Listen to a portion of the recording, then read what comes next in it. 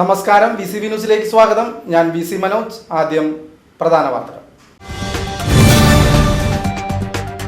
കായിക മേഖലയെ സാമ്പത്തിക മേഖലയായി കണ്ടുകൊണ്ടുള്ള പ്രവർത്തനങ്ങളാണ് സർക്കാർ നടപ്പിലാക്കുന്നതെന്ന് കായിക വകുപ്പ് മന്ത്രി V Abdul Rahman Vadakkanchery boys high school ground നവീകരണ നിർമ്മാണോദ്ഘാടനം നിർവഹിച്ച് സംസാരിക്കുകയായിരുന്നു അദ്ദേഹം. ആഘോഷമായി മുണ്ടത്തിക്കോട് തെക്കുമുറി പാടശേഖരത്തിൽ കൊയ്ത്തുത്സവം നടന്നു. മുൻ കൃഷി വകുപ്പ് മന്ത്രി VS സുനിൽകുമാർ കൊയ്ത്തുത്സവം ഉദ്ഘാടനം ചെയ്തു.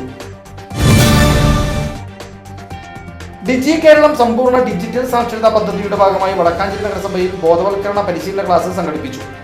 വടക്കാഞ്ചേരി നഗരസഭാ ചെയർമാൻ PN സുരേന്ദ്രൻ ബോധവൽക്കരണ ക്ലാസ് ഉദ്ഘാടനം ചെയ്തു. ദേശീയ വ്യാപാര ദിനത്തോടനുബന്ധിച്ച് 50 വർഷക്കാലം പ്രവർത്തിച്ച വ്യാപാരികളെ ആദരിക്കലും വയനാട് പുനരധിവാസ പദ്ധതിക്കായി വടക്കാഞ്ചേരി മർച്ചന്റ്സ് അസോസിയേഷൻ സമാഹരിച്ച തുകയുടെ കൈമാറ്റവും വടക്കാഞ്ചേരി വ്യാപാര ഭവനിൽ വെച്ച് നടന്നു. യൂണിറ്റ് പ്രസിഡന്റ് അജിത് മല്ലയുടെ അധ്യക്ഷതയിലാണ് യോഗം നടന്നത്. വടക്കാഞ്ചേരി കുന്നംകുളം സംസ്ഥാന പാതയിലെ കാഞ്ഞിരക്കോട് തോട്ടുപാലം പ്രദേശം വാഹനാപകടങ്ങളുടെ കേന്ദ്രമായി മാറുന്നു. നിരന്തരം അപകട മേഖലയായ ഈ പ്രദേശത്തെ വാഹനാപകടങ്ങളിൽ പൊലിഞ്ഞത് നിരവധി ജീവനുകൾ.